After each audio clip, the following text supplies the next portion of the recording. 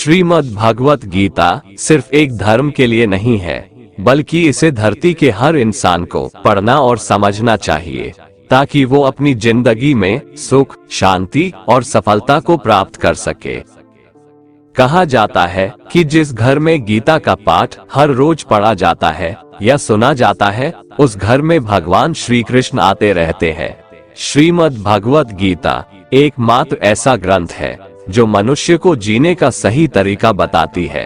गीता जीवन में धर्म, कर्म और प्रेम का पाठ पढ़ाती है।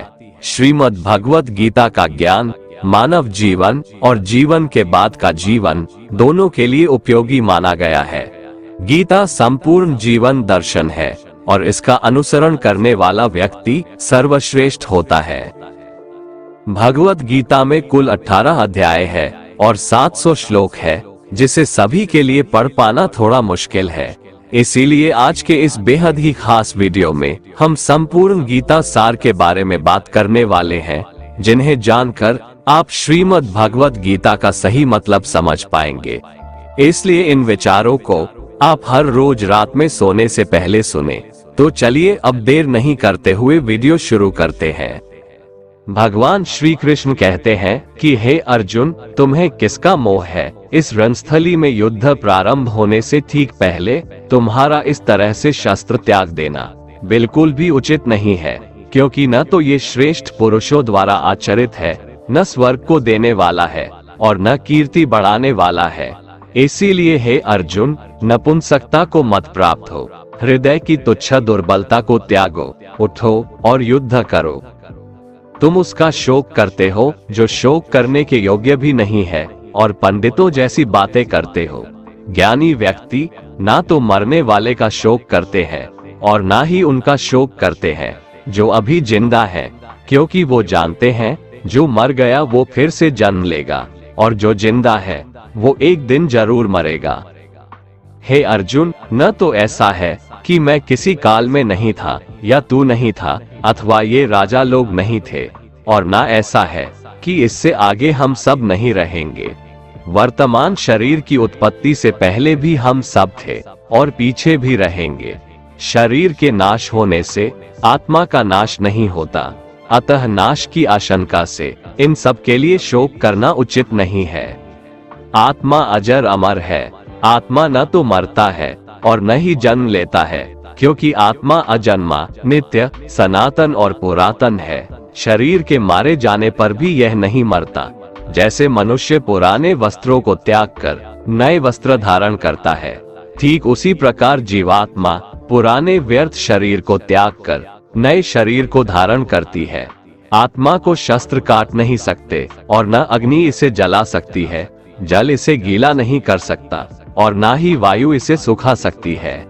परंतु फिर भी अगर तुम इस आत्मा को सदा जन्म लेने वाला और सदा मरने वाला समझता है, तो भी हे महाबाहो, तू इस प्रकार का शोक करने के योग्य नहीं है, क्योंकि इस मान्यता के अनुसार जन्मे हुए की मृत्यु निश्चित है और मरे हुए का जन्म लेना भी निश्चित है। हे अर्जुन, अपने धर्म से भागकर तुम भय मत कर, क्योंकि क्षत्रिय के लिए धर्मयुक्त युद्ध से बढ़कर दूसरा कोई कल्याणकारी कर्तव्य नहीं है। हे पार्थ, अपने आप प्राप्त हुए और खुले हुए स्वर्ग के द्वार रूपी इस प्रकार के युद्ध को भाग्यवान क्षत्रिय लोग ही पाते हैं।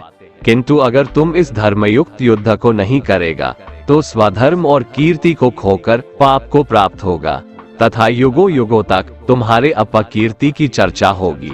सम्मानित पुरुष के लिए अपकीर्ति मौत से भी बढ़कर है। या तो तुम युद्ध में मारा जाएगा और स्वर्ग को प्राप्त होगा, या तो संग्राम में जीतकर पृथ्वी का राज्य भोगेगा। इस कारण हे अर्जुन, उठ और युद्ध कर। जय पराजय, लाभ हानि और सुख दुख को समान समझकर युद्ध के लिए तैयार हो जा। इस प्रकार युद्ध करने से तू पाप को नहीं प्राप्त होगा और यही तुम्हारा सबसे बड़ा धर्म और कर्म है। ये संसार मेरी ही माया है, ये संसार मुझसे ही उत्पन्न हुआ है। मैं ही इसका पालन पोषण करता हूँ और मैं ही इस सृष्टि का विनाश करता हूँ। मैं जल में रस हूँ, चंद्रमा और सूर्य में प्रकाश हूँ, संपूर्ण वेदों में ओंकार हूँ आकाश में शब्द और पुरुषों में पुरुषत्व हूँ। मैं ही सूर्य रूप से तपता हूँ, वर्षा का आकर्षण करता हूँ और उसे बरसाता हूँ। हे अर्जुन, मैं ही अमृत और मृत्यु हूँ, सत असत भी मैं ही हूँ। मैं धरती की मधुर सुगंध हूँ, मैं अग्नि की ऊष्मा हूँ। सभी जीवित प्राणियों का जीवन और सन्यासियों का आत्म स्वयं भी मैं ही हूँ। मैं भूत, वर्तमान और भविष्य के सभी प्राणियों को जानता हूँ, लेकिन वास्तविकता में मुझे कोई नहीं जानता। हमेशा शक करने वाला व्यक्ति कभी शांति प्राप्त नहीं कर पाता है।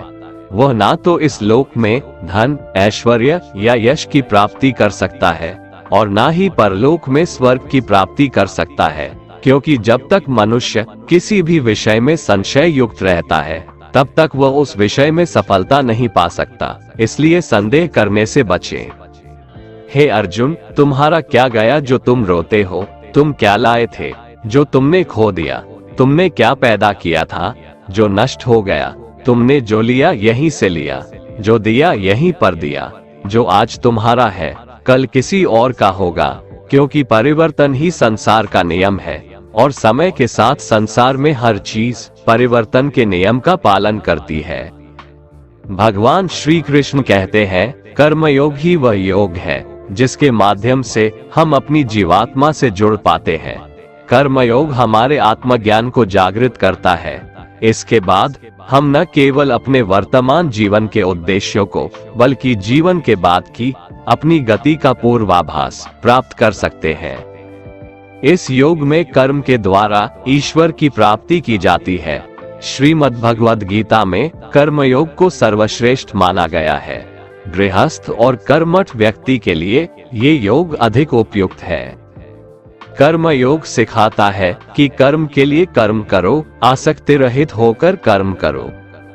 कर्मयोगी इसीलिए कर्म करता है कि कर्म करना उसे अच्छा लगता है और इसके परे उसका कोई हेतु नहीं है। कर्मयोगी कर्म का त्याग नहीं करता, वह केवल कर्मफल का त्याग करता है और कर्मजनित दुखों से मुक्त हो जाता है। उसकी स्थिति इस संसार में एक दाता के समान है और वह कुछ पाने की कभी चिंता नहीं करता। वह जानता है कि वह दे रहा है और बदले में कुछ मांगता नहीं और इसीलिए वह दुख के चंगुल में नहीं पड़ता। कर्म फल का त्याग कर धर्मनिरपेक्ष कार्य का संपादन भी पूजा के समान हो जाता है।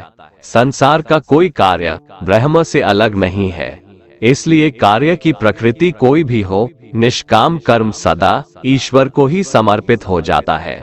पुनर्जन्म का कारण वासनाओं या अतृप्त कामनाओं का संचय है। कर्मयोगी कर्मफल के चक्कर में ही नहीं पड़ता, अतः वासनाओं का संचय भी नहीं होता। इस प्रकार कर्मयोगी पुनर्जन्म के बंधन से भी मुक्त हो जाता है। भगवान श्री कृष्ण कहते हैं, मनुष्य का मन वायु की तरह चंचल है। यह मन ही है जो मनुष्य को काम वासनाओं की तरफ भटकाता रहता है।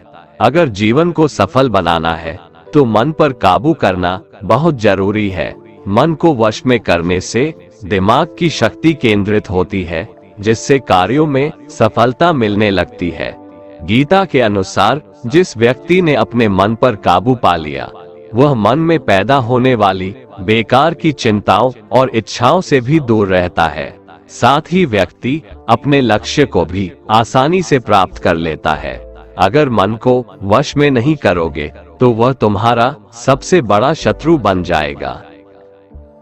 भगवान कहते हैं, जो मनुष्य सुख और दुख में शांत रहता है, जिसके राग, भय और क्रोध नष्ट हो गए हैं, जो मनुष्य शुभ और अशुभ वस्तु को पाकर न प्रसन्न होता है और न द्वेष करता है, जिन्होंने अपनी इंद्रियों को वश में कर लिया है, वो स्थिर बुद्धि मनुष्य मुनि के समान है। ऐसा मनुष्य स्थिर चित्त और इंद्रियों को वश में करके ज्ञान द्वारा परमात्मा को प्राप्त करके हमेशा संतुष्ट रहता है। क्रोध मनुष्य को नरक की ओर ले जाने वाला द्वार है। क्रोध करने से व्यक्ति का मन अशांत हो जाता है और उसकी स्मरण शक्ति भ्रमित हो जाती है। स्मृति में विभ्रम होने से उसकी बुद्धि नष्ट हो जाती है और फिर व्यक्ति का पतन हो जाता है। भगवान श्री कृष्ण कहते हैं, मनुष्य को क्रोध करने से बचना चाहिए, कितना भी गुस्सा आए, स्वयं को शांत रखने का प्रयास करें। श्री भगवान कहते हैं, जिस प्रकार समुद्र की स्थिति अचल है, भारी से भारी आंधी तूफान आने पर या अनेक नदियों के जल प्रवाह उसमें प्रविष्ट होने पर भी वो अपनी स्थिति से विचलित नहीं होता, मर्यादा का त्याग नहीं करता, उसी प्रकार परमात्मा के स्वरूप में स्थित योगी की स्थिति भी सर्वथा अचल होती है। बड़े से बड़े सांसारिक सुख दुखों का संयोग वियोग होने पर भी उसकी स्थिति में जरा भी अंतर नहीं पड़ता। वह योगी परमात्मा में नित्य, निरंतर, अटल और एकरस स्थित रहता है। जो मनुष्य संपूर्ण कामनाओं को त्याग कर ममता रहित, अहंकार रहित और स्पृहा रहित होकर विचरण करता है, वही मनुष्य शांति को प्राप्त कर पाता है। जिस प्रकार प्रकाश की ज्योति अंधेरे में चमकती है, ठीक उसी प्रकार सत्य भी चमकता है। इसलिए व्यक्ति को सदैव सत्य के मार्ग पर चलना चाहिए। सत्य कभी दावा नहीं करता है कि मैं सत्य हूँ, लेकिन झूठ हमेशा दावा करता है कि सिर्फ मैं ही सत्य हूँ। इस संपूर्ण संसार में कोई भी व्यक्ति महान नहीं जन्मा होता है, बल्कि उसके कर्म उसे महान बनाते हैं। सही कर्म वह नहीं है जिसके परिणाम हमेशा सही हो, अपितु सही कर्म वह है जिसका उद्देश्य कभी गलत ना हो। श्रेष्ठ पुरुष जैसा आचरण करता है, अन्य पुरुष भी वैसा ही आचरण करते हैं। वो जो कुछ प्रमाण देता है, समस्त मनुष्य समुदाय उसी के पद चिन्हों पर अपने रास्ते चुनता है। इसलिए सज्जन व्यक्तियों को सदैव अच्छा व्यवहार करना चाहिए। जो मनुष्य ईश्वर में श्रद्धा नहीं रखते, वो अज्ञानी मनुष्य जीवन में कभी भी सुख, शांति और सफलता को प्राप्त नहीं कर पाते। ऐसे मनुष्य की बुद्धि विपरीत हो जाती है। वे लौकिक और पारलौकिक सब प्रकार के सुख साधनों को विपरीत ही समझने लगते हैं। इसी कारण वे विपरीत आचरणों में प्रवृत्त हो जाते हैं। इसके फलस्वरूप उनका इस लोक में और परलोक में पतन हो जाता है। वे अपनी वर्तमान स्थिति से भी भ्रष्ट हो जाते हैं और मरने के बाद उनको अपने कर्मों का फल भोगने के लिए सूकर, कुकर आदि नीच योनियों में जन्म लेना पड़ता है या घोर नरक में पड़कर भयानक यातनाएं भोगनी पड़ती है। भगवान श्री कृष्ण कहते हैं, जो मनुष्य अपने कर्तव्यों का पालन करते हुए विपरीत परिस्थितियों में भी अपने धर्म के मार्ग पर अडिग रहता है और उसके कारण अगर उसकी मृत्यु भी हो जाती है, तो वह मृत्यु भी उसके लिए परम कल्याणकारक बन जाता है और उस मनुष्य को स्वर्ग की प्राप्ति होती है। हे अर्जुन, मेरे और तुम्हारे बहुत से जन्म हो चुके हैं। उन सबको तू नहीं जानता, किंतु मैं जानता हूँ। मैं अजन्मा और अविनाशी हूँ। मैं समस्त प्राणियों का ईश्वर होते हुए भी अपनी प्रकृति को अधीन करके अपनी योग माया से प्रकट होता रहता हूँ। जब जब इस धरती पर धर्म की हानि और अधर्म की वृद्धि होती है, तब तब अधर्म का विनाश और धर्म की पुनर्स्थापना हेतु मैं अपने एक नए रूप को रचता हूँ और लोगों के सम्मुख प्रकट होता रहता हूँ। मनुष्य मेरी जिस भी रूप की पूजा करते हैं, मैं भी उनको उनकी भावना के अनुसार उसी रूप में दर्शन देता हूँ। मनुष्य जिस जिस भाव से मेरी उपासना करते हैं, मैं उनके उस भाव का ही अनुसरण करता हूँ। जो मेरा चिंतन करता है, उसका मैं चिंतन करता हूँ। जो मेरे लिए व्याकुल होता है, उसके लिए मैं भी व्याकुल हो जाता हूँ। जो मुझे अपना सर्वस्व अर्पण कर देता है, मैं भी उसे अपना सर्वस्व अर्पण कर देता हूँ।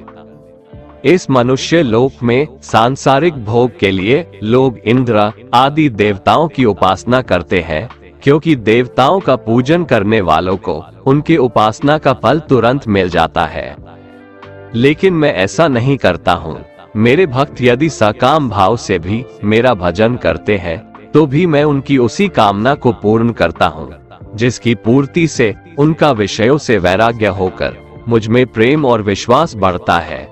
इसीलिए सांसारिक मनुष्यों को मेरी भक्ति का फल शीघ्र मिलता हुआ नहीं दिखता है और इसलिए वे मंद बुद्धि मनुष्य कर्मों का फल शीघ्र प्राप्त करने की इच्छा से अन्य देवताओं का ही पूजन किया करते हैं। इंसान हमेशा अपने भाग्य को कोसता है, ये जानते हुए भी कि भाग्य से भी ऊंचा उसका कर्म है जो उसके स्वयं के हाथों में है। जो हुआ वो अच्छा हुआ, जो हो रहा है वह भी अच्छा हो रहा है, जो होगा वह भी अच्छा ही होगा। जो बीत गया उसका तुम पछतावा ना करो और भविष्य की चिंता भी ना करो, अभी तो वर्तमान चल रहा है। जो पुरुष ना किसी से द्वेष करता है और ना किसी चीज की आकांक्षा करता है, वैसा कर्मयोगी पुरुष सन्यासी के समान है, और वह पुरुष सुखपूर्वक संसार बंधन से मुक्त हो जाता है। ना तो मैं किसी के भाग्य का निर्माण करता हूँ और ना ही किसी के कर्मफल का निर्माण करता हूँ। मनुष्य अपने द्वारा किए कर्मों का ही फल भोगता है और उसी से उसके भाग्य का निर्माण होता है। मनुष्य स्वयं ही अपना मित्र है और स्वयं ही अपना सबसे बड़ा शत्रु भी है। ज्ञानी मनुष्य कर्मयोग या भक्ति योग से एक ही जन्म में इस समुद्र रूपी संसार से निकलकर परमात्मा को प्राप्त कर लेता है, और अज्ञानी मनुष्य काम, क्रोध, लोभ, मोह में फंसकर 84 लाख योनियों में भटकता रहता है। भगवान श्री कृष्ण कहते हैं, भगवत प्राप्ति के लिए कर्म करने वाला कोई भी मनुष्य दुर्गति को प्राप्त नहीं होता है। इस लोक में या परलोक में वह जहाँ भी रहता है, वो परमात्मा के मार्ग में आगे ही बढ़ता रहता है। हे अर्जुन, जिनकी बुद्धि माया ने हर ली है, जो जानबूझकर पाप कर्मों में ही लिप्त हैं, जो मुझे जानने की चेष्टा भी नहीं करते, ऐसे मनुष्य को जीवन में और जीवन के बाद के जीवन में भी कष्टों से मुक्ति नहीं मिल पाता है। जो मनुष्य अंत काल में भी मुझको स्मरण करता हुआ शरीर त्यागता है, वह मेरे परम धाम को प्राप्त होता है, इसमें कोई संशय नहीं है।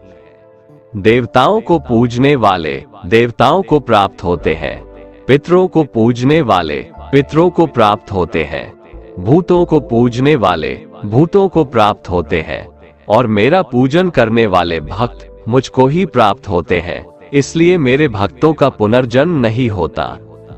जो कोई भक्त मेरे लिए प्रेम से पत्र, पुष्प, फल, जल आदि अर्पण करता है, उस शुद्ध बुद्धि निष्काम प्रेमी भक्त का प्रेम पूर्वक अर्पण किया हुआ वह पत्र, पुष्प मैं सद्गुण से प्रकट होकर प्रेम पूर्वक खाता हूँ। भगवान श्री कृष्ण कहते हैं, हे अर्जुन, तू जो कर्म करता है, जो खाता है, जो हवन करता है, जो दान देता है और जो तप करता है, वह सब मुझे अर्पण कर, मैं तुम्हें मुक्ति प्रदान करूंगा। मेरे लिए ना तो कोई प्रिय है और ना ही अप्रिय, परंतु जो भक्त मुझको प्रेम से भजते हैं, वो मुझ में है और मैं उनमें हूँ। यदि कोई दुराचारी भी अनन्य भाव से मेरा भक्त बनकर मुझको भजता है, तो वह पुरुष भी साधु के समान है, क्योंकि उसने भली भांति निश्चय कर लिया है कि परमेश्वर के भजन के समान अन्य कुछ भी नहीं है। स्त्री, वैश्य, शूद्र, भूत, पिशाच, चांडाल कोई भी हो, वो मेरी शरण में आकर परम गति को प्राप्त होते हैं। हमारे तामसिक गुण हमारे अंदर हीन भावना पैदा करके हमें खुद को उदास और नुकसान पहुंचाते हैं, और हमारे राजसिक गुण हमें ईर्ष्यालु और लोभी बना देते हैं। भगवान श्री कृष्ण कहते हैं, हर मनुष्य को तामसिक और राजसिक गुणों को खत्म करके अपने सात्विक गुणों से परिचित होना पड़ेगा। सात्विक गुण वो है जो आत्मा को अपने आसपास की हर चीज से जोड़े रखता है और उन्हें प्यार करना सिखाता है। किसी का अच्छा ना कर सको तो बुरा भी मत करना, क्योंकि दुनिया कमजोर है, लेकिन दुनिया बनाने वाला नहीं। जिंदगी में हम कितने सही हैं और कितने गलत हैं, ये केवल दो लोग जानते हैं, एक परमात्मा और दूसरी हमारी अंतरात्मा। अपने आप को भगवान के प्रति समर्पित कर दो, यही सबसे बड़ा सहारा है। जो कोई भी इस सहारे को पहचान गया है, वह डर, चिंता और दुखों से आजाद रहता है। मनुष्य को सबसे पहले खुद का आकलन करना चाहिए, अर्थात खुद के बारे में जान लेना चाहिए। खुद की काबिलियत और क्षमता को जानना ही मनुष्य को आत्मज्ञान की प्राप्ति करा सकता है। जब तक मनुष्य खुद के बारे में जान नहीं लेगा, तब तक उस मनुष्य का उद्धार नहीं हो सकता। श्रीमद् भगवत गीता में भगवान श्री कृष्ण कहते हैं कि हर एक मनुष्य को अपने आप पर पूरा पूरा भरोसा करना चाहिए, क्योंकि जो लोग खुद पर विश्वास करते हैं वह अवश्य ही सफलता प्राप्त करते हैं। ऐसा भी बताया जाता है कि जो व्यक्ति जैसा विश्वास करता है आखिरकार वैसा ही बन जाता है। सुख और दुख सर्दी और गर्मी के समान है। आज अगर दुख है तो कल सुख भी अवश्य होगा। इसलिए इन दोनों ही परिस्थितियों में मनुष्य को संयम से काम लेना चाहिए।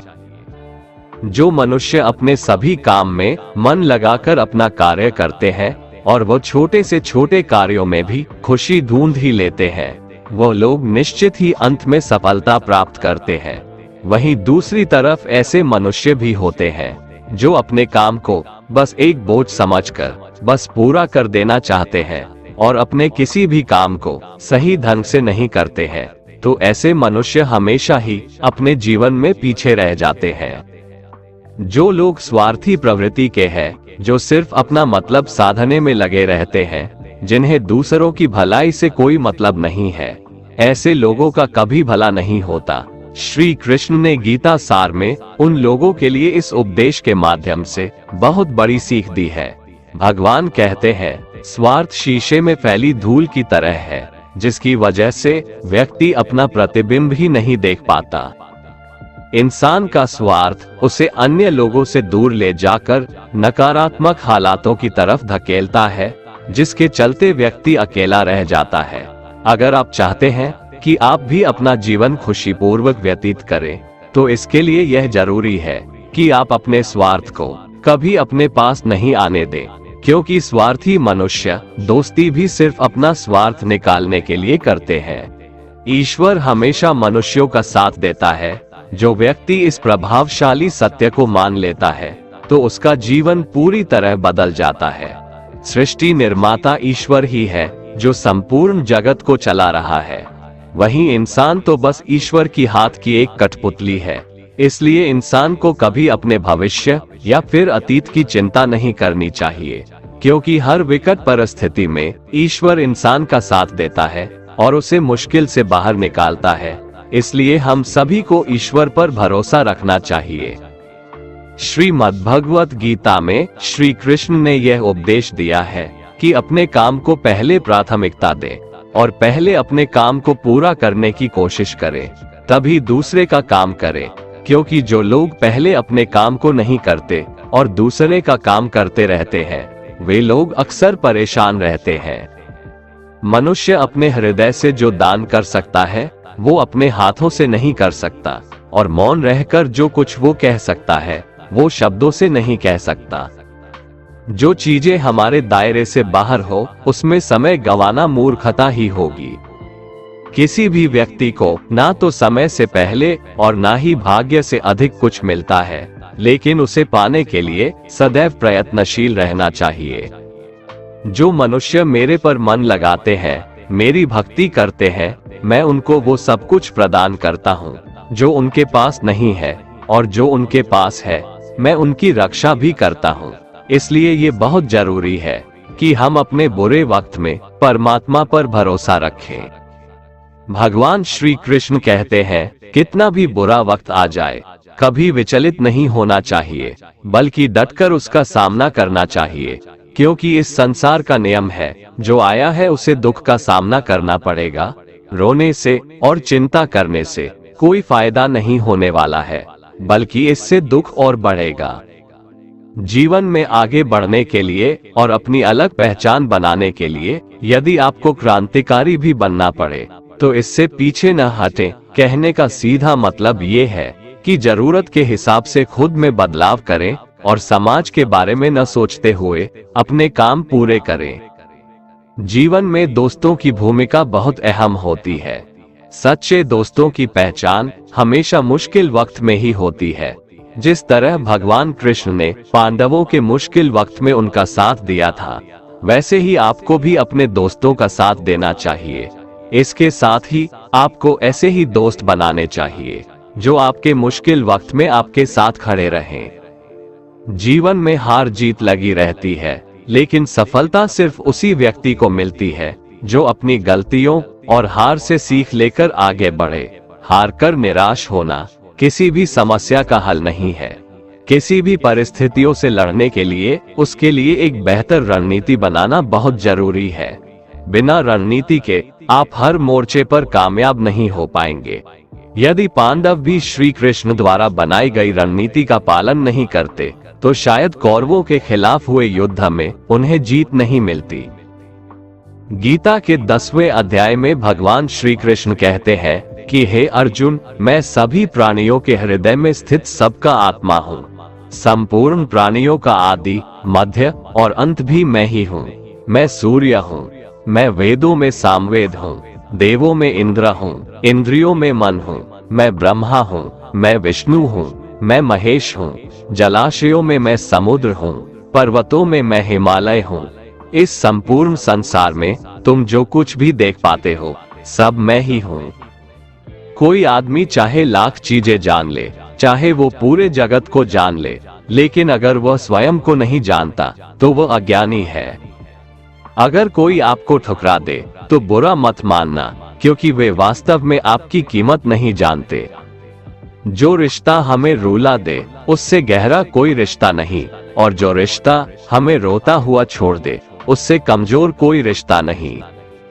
हमेशा शांत रहें, इससे आपके जीवन में खुद को बहुत मजबूत पाएंगे, क्योंकि लोहा ठंडा होने पर ही मजबूत होता है, पर गर्म होने पर तो उसे किसी भी आकार में ढाला जा सकता है।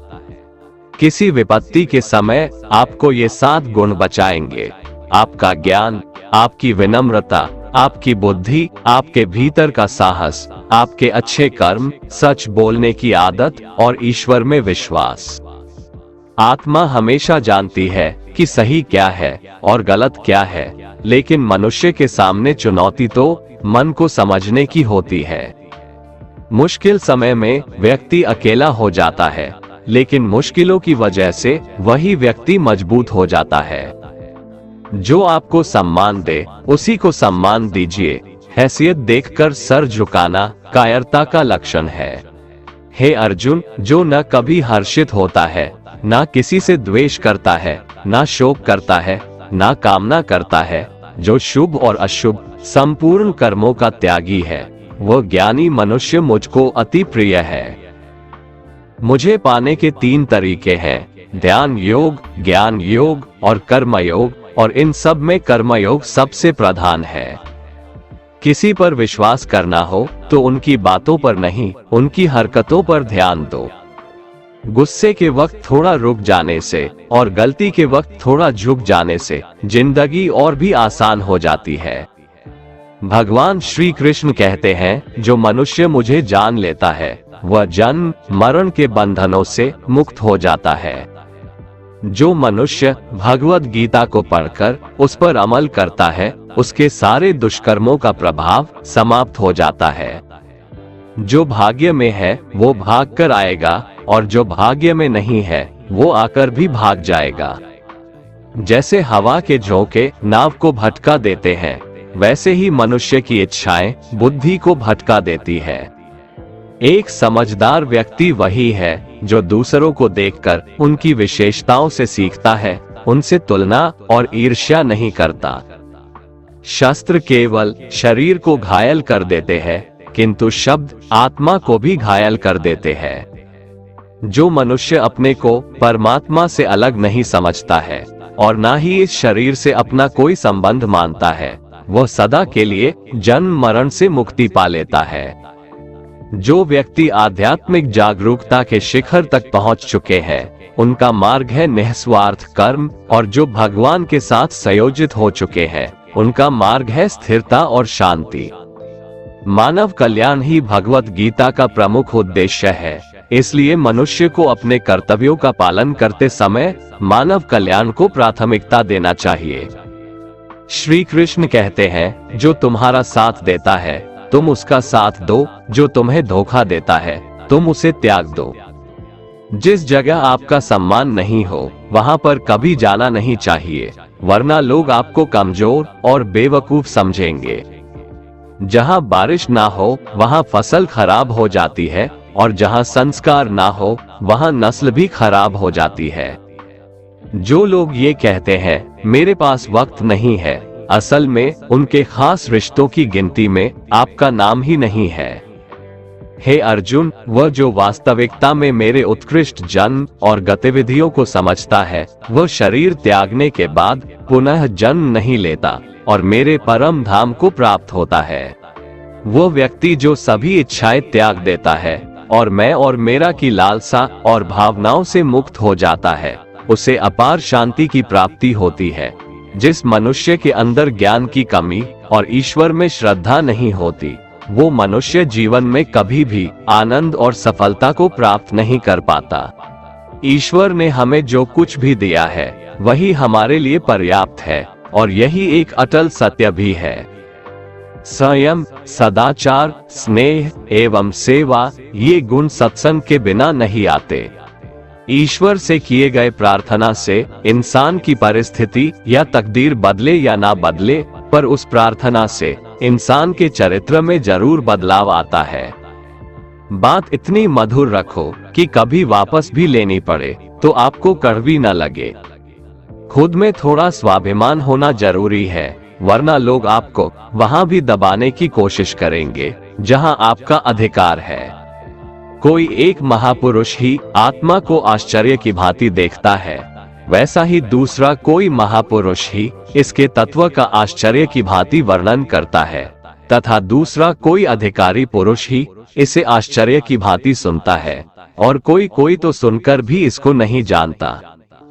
श्री भगवान कहते हैं, दुख सुख को समान समझने वाले जिस धीर पुरुष को ये इंद्रिय और विषयों के संयोग व्याकुल नहीं करते, वह मोक्ष के योग्य होता है। जब तक तुम अपने आप से नहीं हार जाओ, तब तक दुनिया की कोई ताकत तुम्हें हरा नहीं सकती है। कमजोर तुम नहीं, तुम्हारा वक्त है और वक्त सबका बदलता है। तुम बस अपना कर्म करते जाओ। जिसने कभी संकट नहीं देखा, उसे अपनी ताकत का कभी एहसास नहीं होगा। जो दूसरों की तकलीफों को समझते हैं, जिनमें दया है, जो दिल से अच्छे हैं, उन्हें दोबारा जन्म नहीं लेना पड़ता है। किसी को कुछ देकर घमंड मत कर, क्या पता तू दे रहा है या पिछले जन्म का कर्ज चुका रहा है। घमंडी मनुष्य का वंश, वैभव और प्रतिष्ठा तीनों ही चले जाते हैं। विश्वास न हो तो रावण, कौरव और कंस को देख लो। चुप रहने से बड़ा कोई जवाब नहीं और माफ कर देने से बड़ी कोई सजा नहीं। जिस मनुष्य के पास सब्र की ताकत है, उस मनुष्य की ताकत का कोई मुकाबला नहीं कर सकता। हमारी व्यर्थ की चिंता और मन का भय एक ऐसा रोग होता है जिससे हमारी आत्मीय शक्ति बिखर जाती है। मनुष्य को जीवन की चुनौतियों से भागना नहीं चाहिए और न ही भाग्य और ईश्वर की इच्छा जैसे बहानों का प्रयोग करना चाहिए। यज्ञ से बचे हुए अन्न को खाने वाले श्रेष्ठ पुरुष सब पापों से मुक्त हो जाते हैं, और जो पापी लोग अपना शरीर पोषण करने के लिए ही अन्न पकाते हैं, वे तो पाप को ही खाते हैं। अर्थात जो लोग ईश्वर को याद किए बिना अपने जिंदा रहने में ही लगे रहते हैं, उन्हें चोर समझना चाहिए। केवल ज्ञान ही एक ऐसा अक्षय तत्व है जो कहीं भी, किसी भी अवस्था में और किसी भी काल में मनुष्य का साथ नहीं छोड़ता। धरती पर जिस प्रकार मौसम में बदलाव आता है, उसी प्रकार जीवन में भी सुख दुख आता जाता रहता है।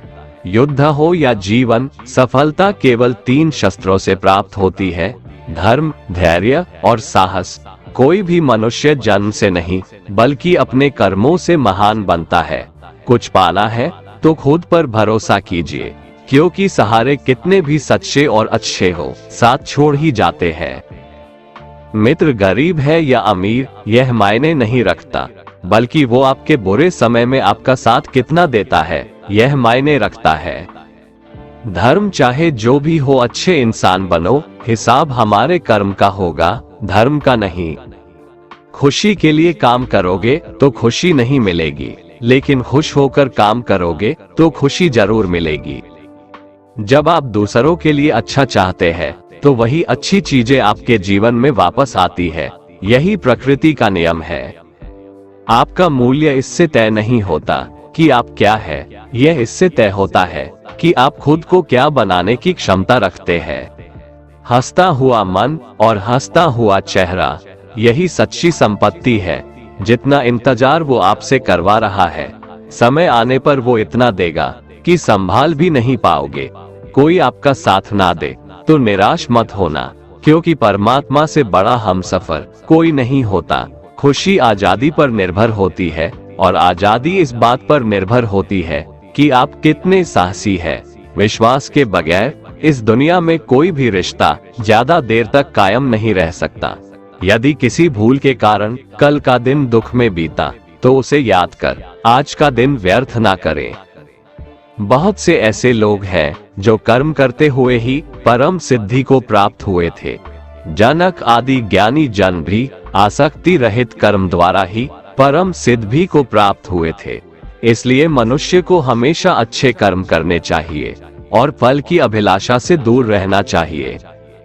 हे अर्जुन, मेरा इन तीनों लोकों में न तो कुछ कर्तव्य है और न ही कोई वस्तु प्राप्त करने योग्य है, फिर भी मैं कर्म करते हुए अपने कर्तव्य का निर्वाह करता हूँ। श्री भगवान कहते हैं, हे पार्थ, यदि मैं कर्मों को करने में सावधानी ना बरतूं तो बड़ा अनर्थ हो जाएगा, क्योंकि मनुष्य सब प्रकार से मेरे ही मार्ग का अनुसरण करते हैं। इस दुनिया में हारे हुए इंसान की, तकलीफ में पड़े हुए इंसान की कोई मदद नहीं करता, और अगर कोई इंसान थोड़ा सा सफल हो जाए तो उससे कोई खुश नहीं होता। इसलिए अपना दुख किसी को बताओ मत और अपनी खुशी किसी के आगे जताओ मत। मनुष्य का आहार हमेशा सात्विक और संतुलित होना चाहिए। जिस इंसान को ये समझ नहीं कि क्या खाना चाहिए, कितना खाना चाहिए, कहाँ खाना चाहिए और कैसे खाना चाहिए, वो परमात्मा को कभी नहीं पा सकता। जो मंदबुद्धि मनुष्य सिर्फ दिखावे के लिए कहता है कि उसने समस्त इंद्रियों को वश में कर लिया है, परंतु वह मन ही मन उन इंद्रियों के विषयों का चिंतन करता रहता है, वो मनुष्य मिथ्याचारी अर्थात दंभी कहा जाता है। जो पुरुष परंपरा से नहीं चलता, सृष्टि चक्र के नियमों का पालन नहीं करता, अर्थात अपने कर्तव्य का पालन नहीं करता, वह इंद्रियों के द्वारा भोगों को भोगने वाला पापी पुरुष व्यर्थ ही जीता है। परंतु जो मनुष्य आत्मा में ही रमण करने वाला और आत्मा में ही तृप्त तथा आत्मा में ही संतुष्ट हो, उसके लिए कोई कर्तव्य नहीं है। आत्मा का मतलब यहाँ सबसे बड़ा सच है, और जो सत्य को समझता है, सत्य में ही खुश होकर सत्य में ही रहता है, उसके लिए कोई कर्तव्य नहीं है। लेकिन ऐसा कोई लाखों करोड़ों में एक होता है। उस महापुरुष का इस विश्व में न तो कर्म करने से कोई प्रयोजन रहता है और न कर्मों के न करने से ही कोई प्रयोजन रहता है, तथा संपूर्ण प्राणियों में भी इसका स्वार्थ से कोई संबंध नहीं रहता। कहने का सीधा मतलब है, जिसे परमात्मा मिल चुका है वह कोई और दूसरा कर्म क्यों करे। जो ज्ञानी है, जिन्हें ईश्वर की सच्चाई मालूम हो चुकी है, उनकी ये जिम्मेदारी बन चुकी है कि उनके काम करने के तरीके से कहीं किसी और के मन में काम करने के प्रति अश्रद्धा या अपमान ना पैदा हो जाए। इसलिए उन ज्ञानी जनों के लिए ये जरूरी है कि वो ऐसा उदाहरण सामने रखें जिससे हर कोई अपना कर्म, अपना कर्तव्य करने के लिए प्रेरित हो। तामसिक गुण वाले व्यक्ति आलस्य या नींद इसी प्रकार के कर्म करते हैं। राजसिक गुण वाले बात बात पर शौर्य या बहादुरी दिखाने का काम करते हैं, लेकिन ज्ञानी मनुष्य जानते हैं उसके गुण ही उससे कर्म करवा रहे हैं, और जो ज्ञानी नहीं होते वो समझते हैं कि सब कुछ वही कर रहे हैं। उठाकर फेंक दो उन रिश्तों को गहरे समुंदर में जिनमें वक्त पड़ने पर स्वार्थ और मतलब की बदबू आती हो। अगर सही मायने में आप अपना जीवन बदलना चाहते हो तो सबसे पहले आपको अपना मन बदलने के लिए तैयार रहना पड़ेगा, क्योंकि जैसा आपका मन रहेगा वैसे ही आपके विचार होंगे, और जैसे आपके विचार होंगे वैसे ही आपका जीवन होगा। जो जा रहा है उसे जाने दो, वो आज रुक भी गया तो कल चला ही जाएगा। आप जितने सरल, सीधे और नर्म दिल के रहोगे, उतना ही चतुर और बेईमान लोगों द्वारा खदेड़ दिए जाओगे। जिंदगी में सब कुछ दोबारा मिल सकता है, पर वक्त के साथ खोया हुआ रिश्ता और भरोसा दोबारा नहीं मिलता। भरोसा उसी पर करना जो निभाने के लायक हो। कुछ पल का साथ तो अर्थी उठाने वाले भी दे देते हैं। सच्चे लोगों पर भी उतना विश्वास रखिए जितना दवाइयों पर रखते हैं। बेशक थोड़े कड़वे होंगे पर आपके लिए फायदेमंद होंगे। उन लोगों से तो दूरियां ही ठीक है जिन्होंने आपकी नजदीकियों की कभी कदर नहीं की। बड़ा वही होता है जो छोटों के दर्द को समझ सके। कौन क्या कर रहा है, कैसे कर रहा है, क्यों कर रहा है, इन सब से आप जितना दूर रहेंगे उतना ही खुश रहेंगे। हर रिश्ते की अलग अलग सीमाएं होती है, लेकिन बात जब आत्मसम्मान की हो तो वहां पर हर रिश्ता समाप्त कर देना ही उचित होता है। सुबह की नींद इंसान की इरादों को कमजोर बनाती है। मंजिल को हासिल करने वाले लोग कभी देर तक नहीं सोते। मदद एक ऐसी घटना है, करो तो लोग भूल जाते हैं और ना करो तो लोग याद रखते हैं। इंसान दो लोगों से हमेशा हार जाता है, एक अपने परिवार से और दूसरा अपनी पसंद के इंसान से। मूर्ख इंसान अपना तो नुकसान करता ही है, लेकिन जो उसकी मदद करता है उसका भी नुकसान करता है। जीवन में इतने व्यस्त हो जाओ कि पछतावा, दुख, नफरत, डर के लिए समय ही ना बचे। कोई भरोसा तोड़े तो उसका भी धन्यवाद करे।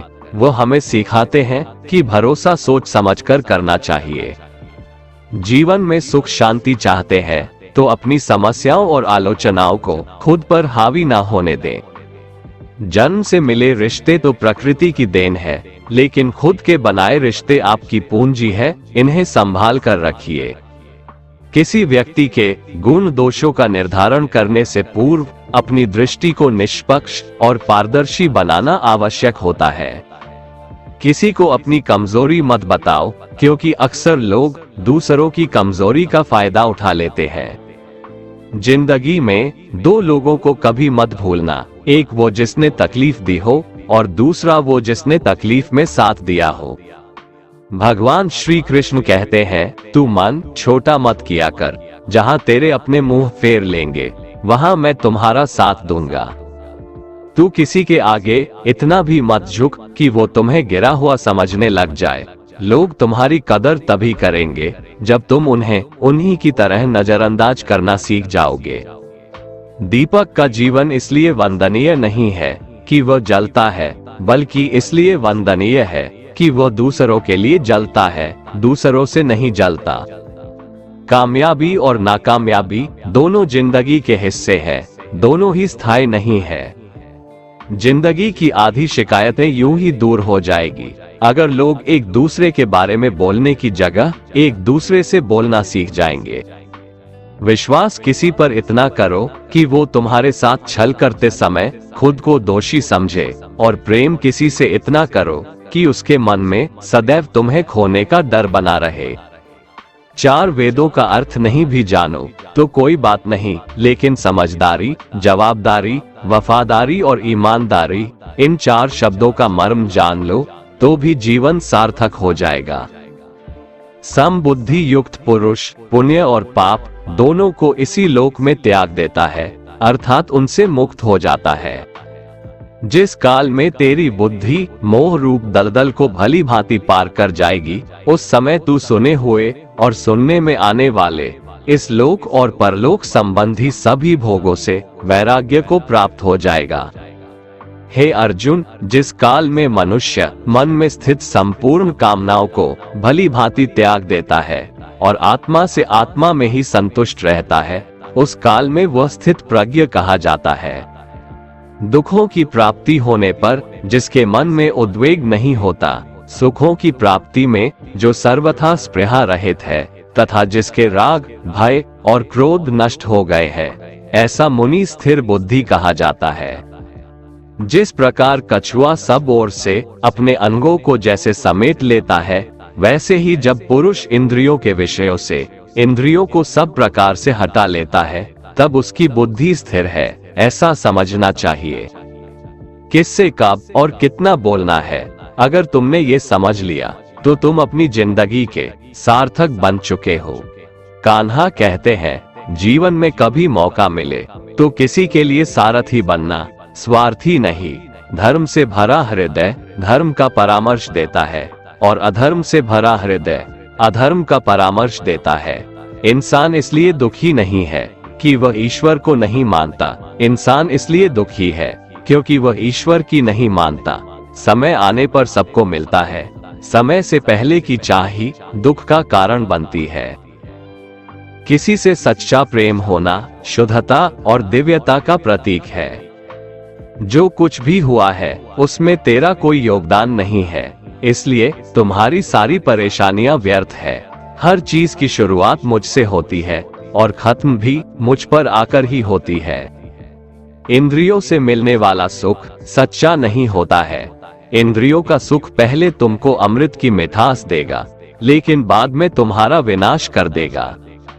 कान्हा कहते हैं, हे मानव, तुम अपने जीवन को सार्थक बना सकते हो, लेकिन इसके लिए तुम्हें मेरी शरण में आना पड़ेगा।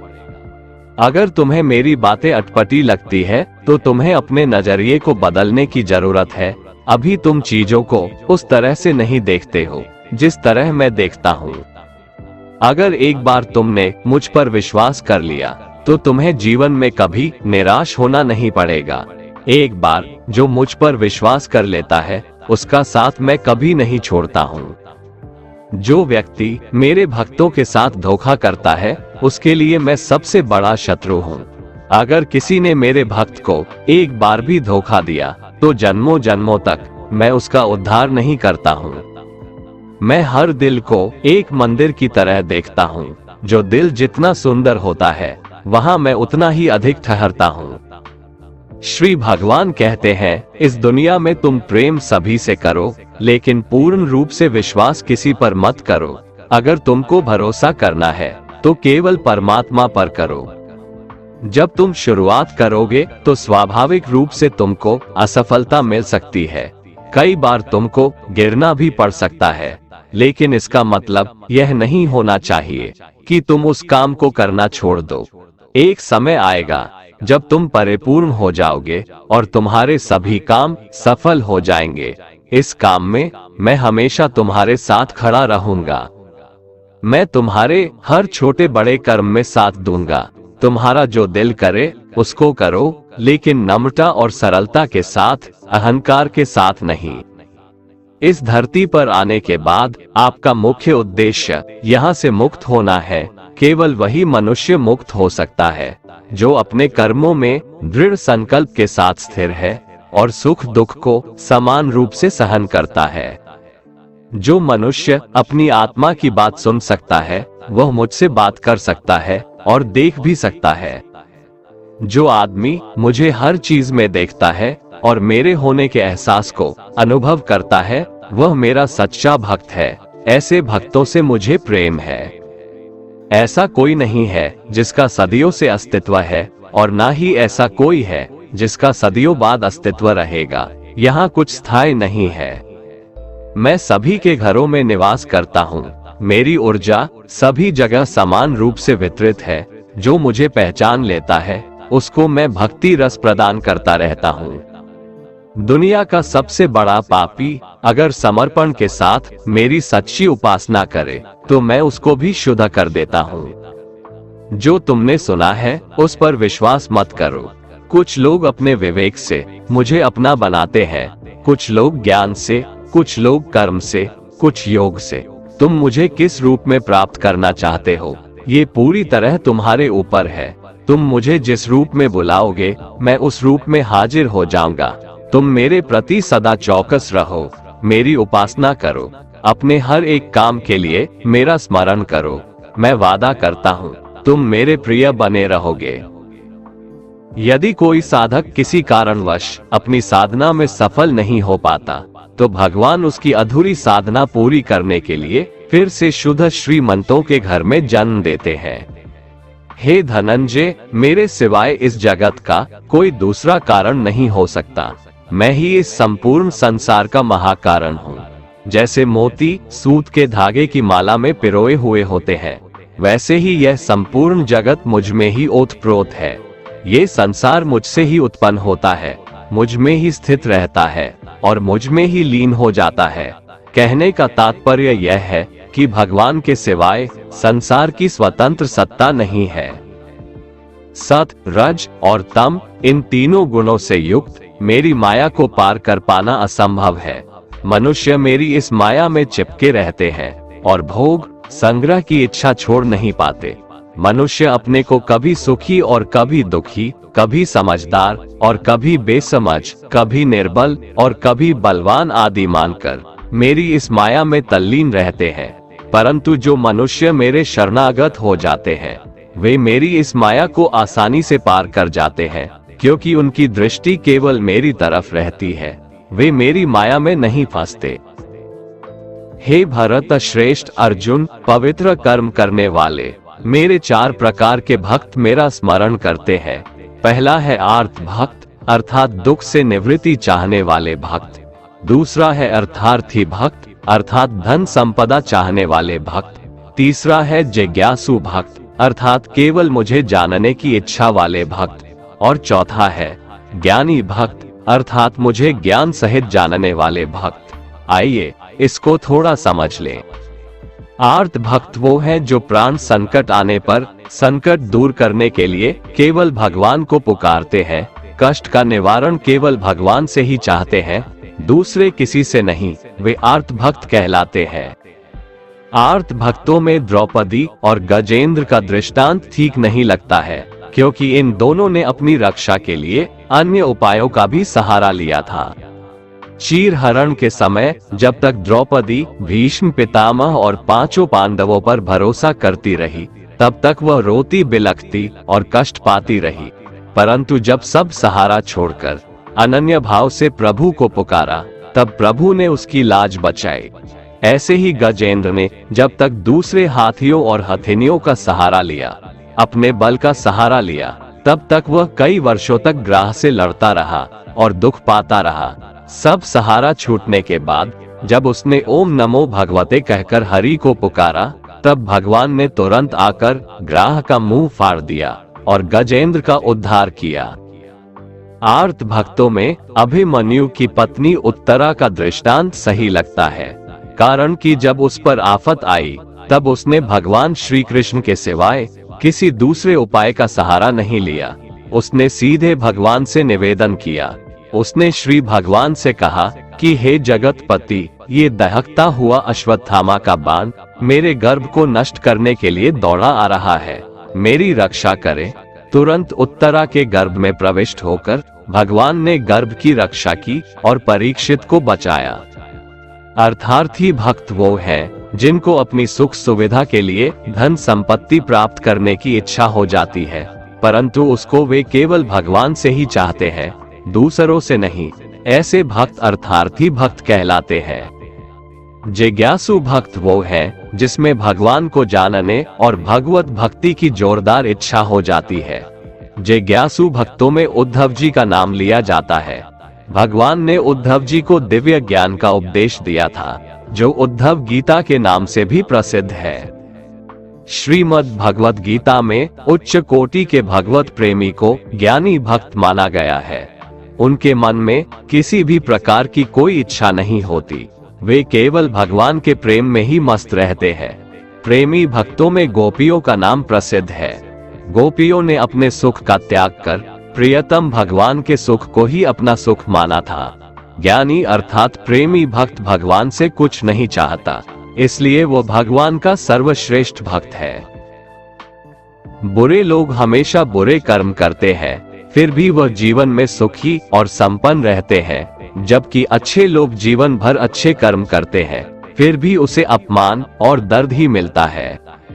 अक्सर लोगों के मन में ऐसा सवाल रहता है कि जो लोग अच्छे कर्म करते हैं वो परेशान रहते हैं, वहीं जो बुरे कर्म करते हैं वो खुशी से रह रहे होते हैं।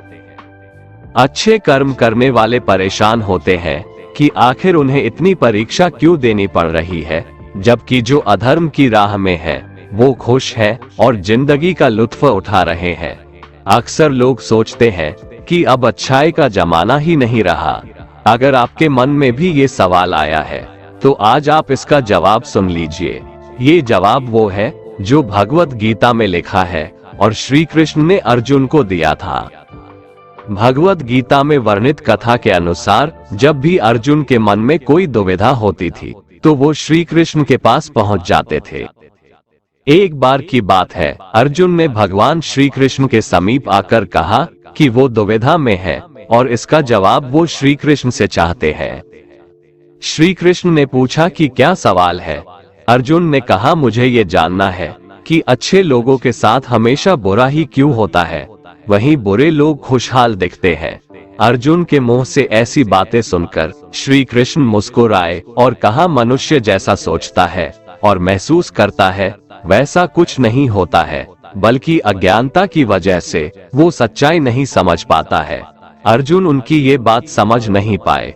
इसके बाद श्री कृष्ण ने क्या कहा वो जानते हैं।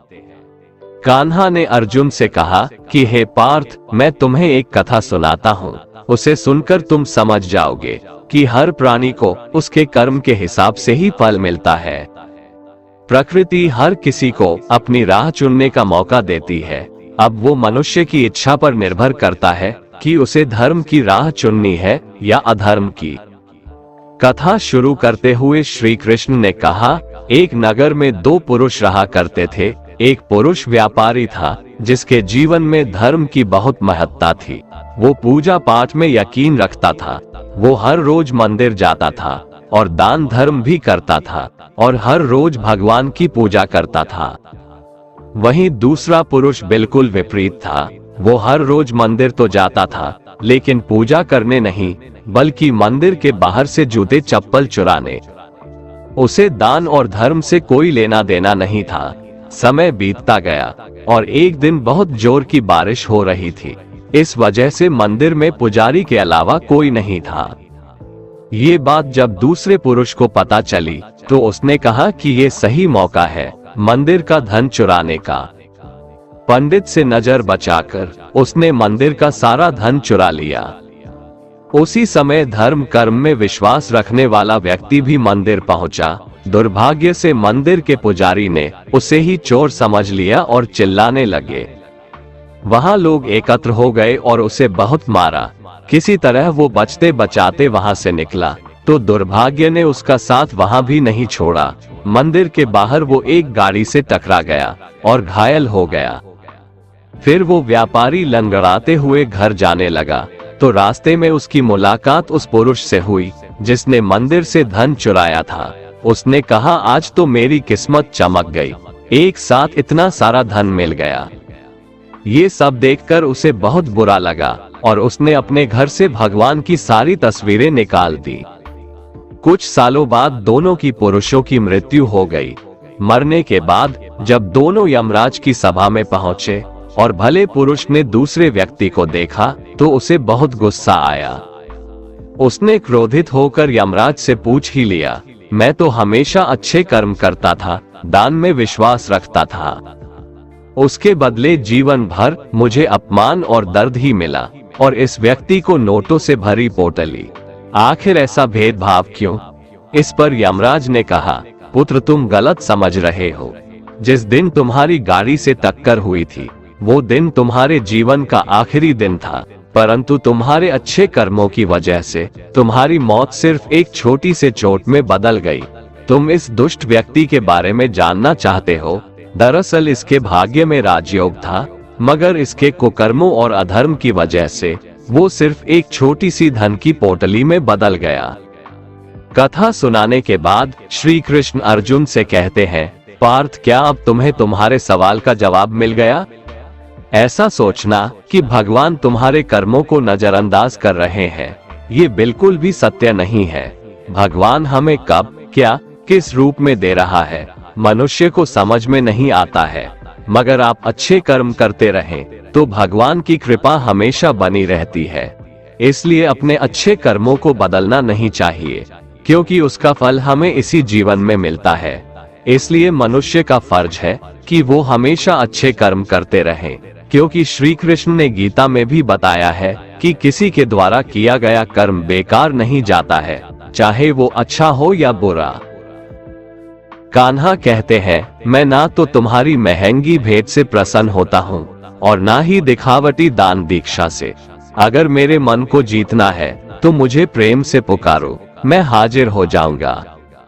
अवास्तविक चीजों को लेकर मन में कभी डर पैदा मत होने दो, वो वास्तविक नहीं है। वह ना तो कभी था और ना कभी होगा। इसके विपरीत जो वास्तविक है वह हमेशा से था और उसे ना तो बदला जा सकता है ना कभी नष्ट किया जा सकता है। जो मनुष्य किसी अच्छे काम में लगा हुआ होता है, आने वाले समय में उसका अंत कभी बुरा नहीं होता है। मनुष्य को निडर, शुद्ध और आध्यात्मिक बनना चाहिए। जीवन का आनंद लो, उदार दिल से बातें करो, किसी पर क्रोध मत करो, किसी का अहित मत सोचो, सभी के साथ सद्भाव के साथ पेश आओ। कर्म का नियम कहता है कि प्रत्येक घटना का एक कारण और प्रभाव होता है। समान रूप से किए गए कार्य के परिणाम अलग अलग हो सकते हैं। ये केवल इस बात पर निर्भर करता है कि वो कर्म करता किस प्रकार है। जिस प्रकार आग एक लकड़ी को जलाकर राख कर देती है, उसी प्रकार आत्मा ज्ञान आपके अंदर चलने वाले सभी द्वैत कार्यों को भस्म कर आपको आंतरिक शांति प्रदान करता है। भगवान पर विश्वास उस बच्चे की तरह करो जिसे हवा में उछालो तो वह हंसता है, वह डरता नहीं है, क्योंकि वह जानता है कि आप उसे गिरने नहीं दोगे। दुनिया में हमारे सामने चाहे जो परिस्थिति आ जाए, एक काम करना, अपने जीवन को ऊपर वाले को सौंप देना। इस मनुष्य लोक में कर्मों के फल को चाहने वाले लोग देवताओं का पूजन किया करते हैं, क्योंकि उनको कर्मों से उत्पन्न होने वाली सिद्धि शीघ्र मिल जाती है।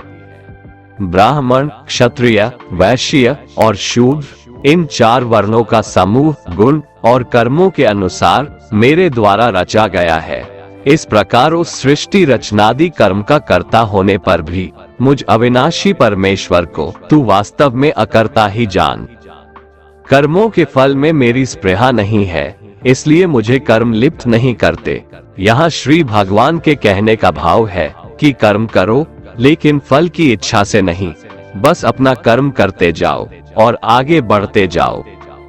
पूर्व काल में पूर्वजों ने भी इस प्रकार मेरे बताए अनुसार ही कर्म किए हैं और मोक्ष को प्राप्त हुए हैं। इसलिए अगर तू भी मोक्ष को पाना चाहता है तो पूर्वजों द्वारा सदा से किए जाने वाले कर्मों को ही कर।